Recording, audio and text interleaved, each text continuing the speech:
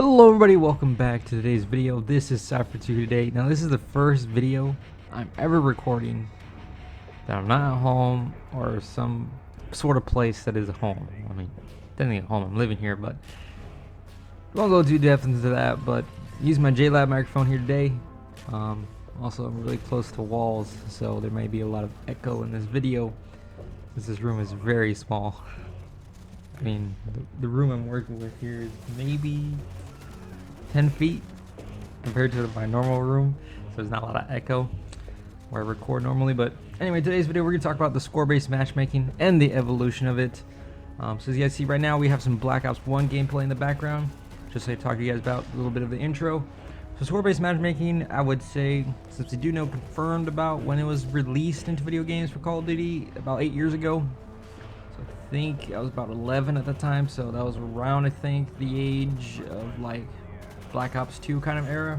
I think that's when it first started getting implemented, and the reason why I know that is because if you play Black Ops 2 during its peak, you could definitely tell that there was a lot of more competitiveness, you know, against the Call of Duty community. I mean, that's when League and the Call of Duty pros started officially becoming a thing, becoming popular, I guess you could say, on YouTube and all that cool stuff. So there was that, and then also you could just tell just like how people played. You know, everybody was always drop shotting, sweating, you know, dolphin diving everywhere. Everyone was using the MP7 or the fucking AN-94 or the Peacekeeper. You know, everybody was using all of the overpowered guns, including myself, just to kind of, you know, at least play the game and have, you know, a feel of the game. You know, in Black Ops 1, I could run around with the Scorpion with just the stock or rapid fire and do just as good as if I was running around with the FAMAS or anything. So, you know, it really wasn't, you know, just like, oh, I need the most overpowered gun with the most overpowered attachments to play good, you know, as it was in Black Ops 2. But in Black Ops 2, it wasn't as heavy. It was just like they would try to put, you know, people of similar levels with you, you know, but there'd always be a couple people who weren't that good in your lobby. Just so, you know, you could record, you know, gameplay or whatever and didn't have to, you know, lower your KD or anything to get better gameplay. So we'll move on to that, and then we'll move on to, I believe, the game that came after Black Ops 2 was Call of Duty Ghost. And in Ghost, I don't think score-based matchmaking was a thing for Infinity Ward yet.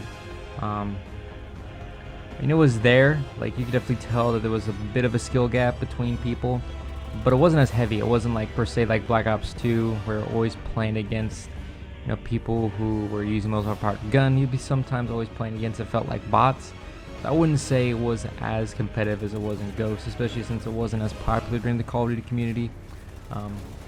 They probably didn't implement it into the game, and maybe Infinity Ward was thinking on the right minds, you know, saying, hey, you know, it may not be popular, you know, it's a new series, so we will try to limit everything that we can so that people can like it.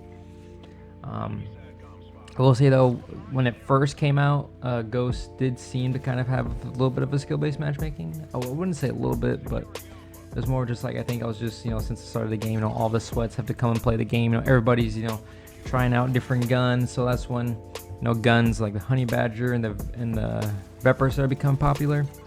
And that's also before they nerfed the Honey Badger a little bit. They nerfed, I believe, its range, like how its maximum damage range, I think, is what they nerfed, which I think is what really made the Honey Badger, you know, different from when it first came out. Call of Duty Ghost came out. So yeah, now the next game we're gonna talk about is Advanced Warfare. Now, Advanced Warfare for Sledgehammer was their first game, and man, I believe this is where I started noticing that there was some sort of system where I felt like I was always having to sweat, or I just felt like I guess everybody in the Call of Duty community got better. Was Advanced Warfare, because I would say for Advanced Warfare myself, I pretty much maintained a positive KD the whole time, yes, but it was definitely a lot more sweaty. Like, I remember getting into the games where, man, was it just competitive. I mean, there was people everywhere. There's people always using the ASM1 and the speakeasy. You know, this is where also all of the pay-to-win shills started coming out. So, you know, if you're paying to win to get all of the good bows and all the good ASM1s, you know, the speakeasy or whatever you got, you're pretty much guaranteed set to go, which kind of sucks, you know. So it always felt like I was playing against people who always had, you know, better gear than me and stuff like that. I always felt like I was playing people who were either the same level as me or just a little bit more challenging. So I think is when Advanced Warfare really got noticeable. I think anybody that played Advanced Warfare during its peak will tell you that. Once Advanced Warfare died, it kind of just, you know, since there's not that many people, it just kind of started putting random people into lobbies. So the score-based matchmaking died out as the game died out. So there's less and less people playing it. I think the game just kind of registered, you know, hey, we just need to put people in lobbies. So here you go, you're going to get all these new kids, or you're going to get all these people who just play Advanced Warfare for fun or whatever. So, you know, it is what it is. And since I had an old school console, I had the PS3, so I didn't really have Black Ops. You know, I didn't really have the ability to play any of the newer Call of Duties. You know, I didn't get to play Black Ops 3 in its prime, so you know that's what it is. You know, you don't get to play every game in its prime, but you know, since I was playing on the old gen, it wasn't as competitive as it probably would have been on the PS4. And there was still a lot of people playing it on the PS3. You know, there was still competitive. I mean, I have, as you can see, the gameplay in the background. You know, everybody's running around. You know, everybody's using the ASM1 or the BAO or something. You know, there was never any odd guns. You know, I never saw people running around with the, you know, the S6 or the AM9R, I think, the burst submachine gun. Never got to see those guns, you know, featured in the gameplay. You know, you did see the typical K5, you know, the typical, you know, Moors and all those sniper rifles and stuff like that. You know, that's typical. The TAC-19, I think, was the shotgun. You'd see that a lot. But there wasn't as much variety in the weapon usage. It was always the ASM1 or the BAO. So I think that's when really score-based matchmaking was really, truly, you know, implemented into the core of the gameplay.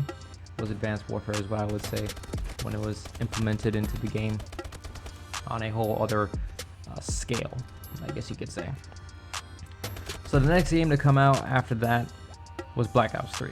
Now I played Black Ops 3 near the death of its cycle, and I see near the death because I got a PS4.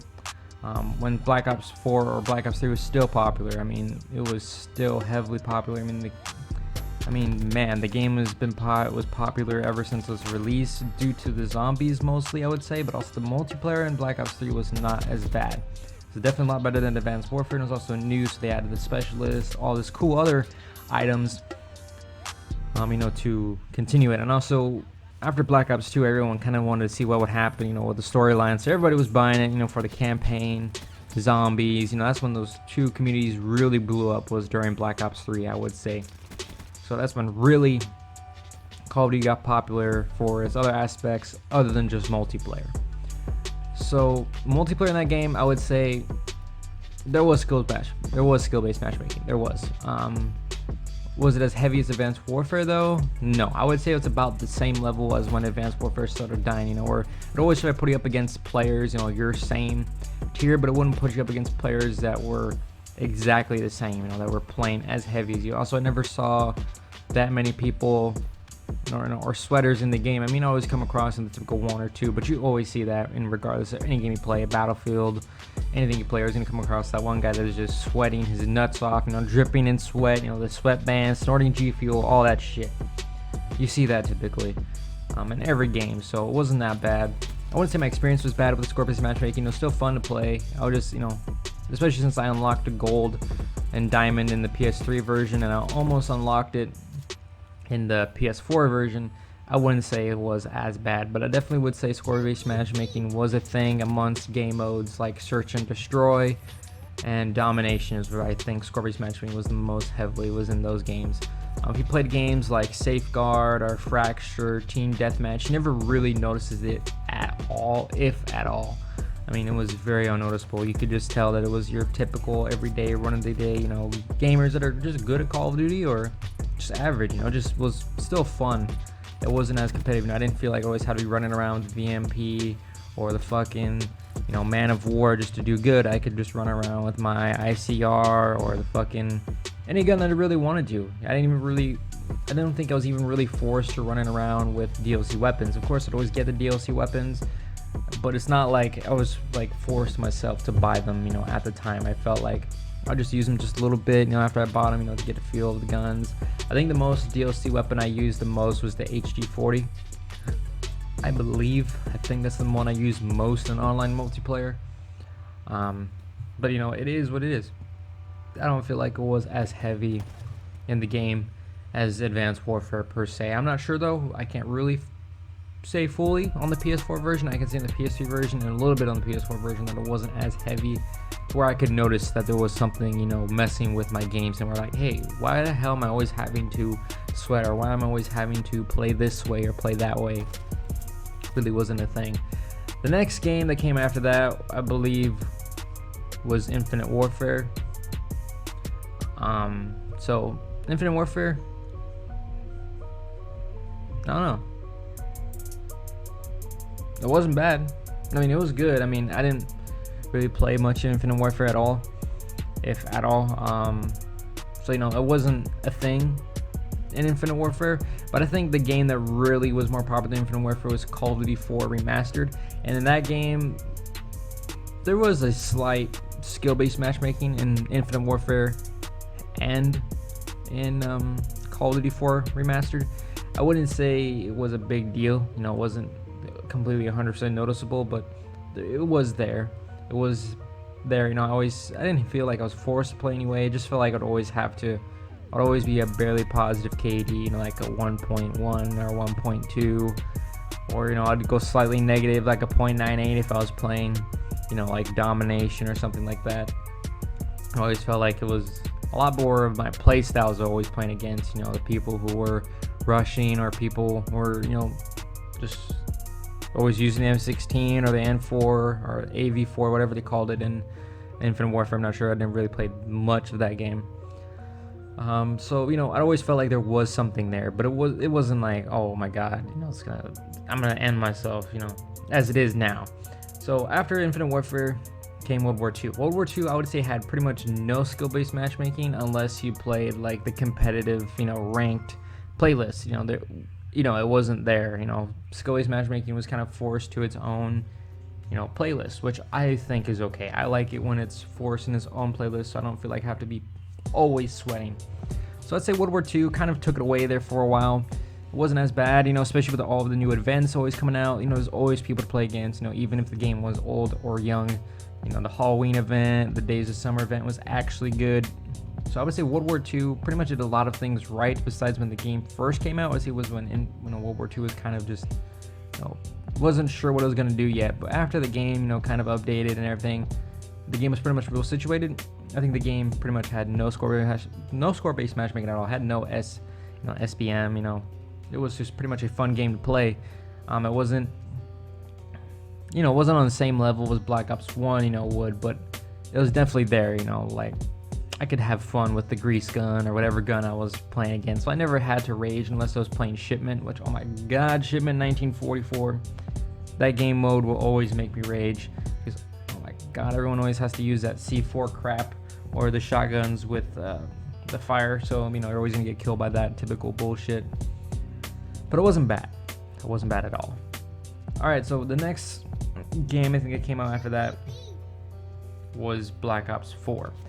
Black Ops 4 for me is when skill-based matchmaking was definitely noticeable. That's when skill-based matchmaking, I think, amongst the Call of Duty community was talked about. I remember making videos of it back in the day when Black Ops 4 was popular. Also made, I think, videos about, let's see, I think 8 Thoughts did videos on it. Neurocinema did videos on it as well, talk about the score-based matchmaking, especially amongst the ranked playlist is when I was really heavily. But amongst normal multiplayer, you could definitely see it was there amongst game modes like Team Deathmatch, Domination, and Control. Man, was it really heavily sweaty in Black Ops 4. I mean, skill-based matchmaking in that game was ridiculous. You know, that was the first game, I think, where skill-based matchmaking was noticeable against the people who weren't, you know, saying, who weren't Call of Duty shills. I think this one, everybody started noticing score-based matchmaking was a thing in Call of Duty, especially since there was a lot more pay-to-win situations in Black Ops 4, I would say. I think that's when they started implementing, you know, things where if you spend more money in the game, you get put in easier lobbies. You know what I'm talking about? That whole patent that they have for their multiplayers. It's definitely noticeable kind of in other games, mostly in Black Ops 4 though. I think it's when they truly started testing that situation. So there's that. So yeah, Black Ops 4 I think was the most heavily involved of skill-based matchmaking, when people amongst the community who weren't, you know, paid to play the game were noticing it, because I noticed it. I remember doing videos about it back in the day, talking about how skill-based matchmaking was in that game. So, you know, Black Ops 4 was kind of when it first started getting noticed, I would say myself. It wasn't just a thing that was present, it was a thing that you could actually notice when you're playing it. So I think that was the downfall of Black Ops 4 in my personal opinion. Next, we'll talk about Modern Warfare. Modern Warfare, the newer one, 2019, I think skill-based matchmaking was a thing. But it only became a thing halfway through the game, like when they started implementing, you know, when they were coming closer and closer and closer to Warzone. I think it was when they really started, you know, punching it down heavily. But at the beginning of the game launched, it was normal. You know, I felt like I was playing, you know, World War II. You know, I didn't feel like I always had to play a certain way or a certain style. You know, of course, the campers and stuff like that really made the game. I think, actually, you know what? Now that I think about it, I don't think there was skill-based matchmaking. It was just the campers in that game was so heavily, you know, advanced compared to any other Call of Duty that there's always at least 2 or 3 campers every game. So I always felt like you're being killed, but it wasn't because they're particularly better than you. It's just because they were camping harder than you were. So I think if you took the game as a whole and if everybody played the same, or played, you know, just rushing or a little bit more tactical, the game really didn't have that much skill-based matchmaking. I always felt like it was fun to play, even with a split-screen player. We always had fun, you know, playing game modes like Domination, or, you know, even Search and Destroy. I liked on Modern Warfare because I could feel like I played, you know, everybody played more safe. You know, everybody was more, you know, endowed with the map. So it always kind of fun to see, you know, which paths people took, you know, stuff like that. So I really did enjoy Modern Warfare. Myself, I did like it. It was fun. I loved the campaign. So I think it was present, but it wasn't as bad as, you know, maybe Black Ops 4. I don't know. You know, it wasn't as heavily, you know, noticeable. Alright, so next game to come out after Modern Warfare was unfortunately Treyarch's next game, Cold War. And we all know about that because Sledgehammer got fired, but it was Cold War. And Cold War, I don't know, man. I mean, everybody knows about it. I mean, even the Call of Duty shills, you know, fucking, you know, all these guys, you know, Nade Shot and all these guys, and even some of the guys in FaZe are talking about it. You know, even freaking people don't even care about freaking Korean Savage and all these guys even confirm to the communities themselves that they reverse boost to get into good lobbies for their gameplay. I mean, which is typical. They've been doing that since, you know, every Call of Duty game, so, you know, it makes no difference. But I feel like now, since it's so amongst the community, you know, everybody knows about it, everybody sees it, it's just sucks. I mean, Cold War myself, I like it, the game's fun. I just hate how I'm always playing against people that I always have to be constantly sweating. You know, I can never, you know, really try out new guns. You know, me myself, I found a new gun that I like because I had, you know, saw a couple people using it, so I tried it. It was the QBZ. That gun's pretty good. It's a pretty good AR. I'd recommend it, especially if you have one of the weapon blueprints you get from the battle pass or the season pass, whatever. If you have bought it, you can get it in there. I got the battle pass for free since I pre-ordered the gold edition or whatever shit. So you know, there's that. But I just think that Cold War thing that's his downfall most about is its skill-based matchmaking. The game's fun. The game's cool, and it's a cool concept. You know, there isn't that many weapons in it, which is kind of disappointing to me since it is a Treyarch game. You know, Treyarch usually always has the most weapons in their games. I don't know what happened to that, but oh well, you know, it is what it is. But yeah, I think Black Ops Cold War needs to rethink its multiplayer, because I think it's just way too heavily into the game. You know, it's not fun to play, I would say, myself. I don't know though. We can talk about all of that later. But anyway, if you guys did enjoy today's video or want to talk about more skill-based matchmaking in the comment section down below, we'll try to answer all of your comments, questions, stuff like that. Leave a like, maybe subscribe if you're new to the channel. Click the notification icon if, you know, YouTube's fucking up for you. I don't know who the fuck it fucks up for anymore. It just kind of just fucks with some people. Yeah, there's all that. Anyway, hope you guys have enjoyed today's video. The next video to talk about is Cold War, so prepared for that video to come out. You guys have a good day. Have a good weekend. Have a wonderful day. Peace out.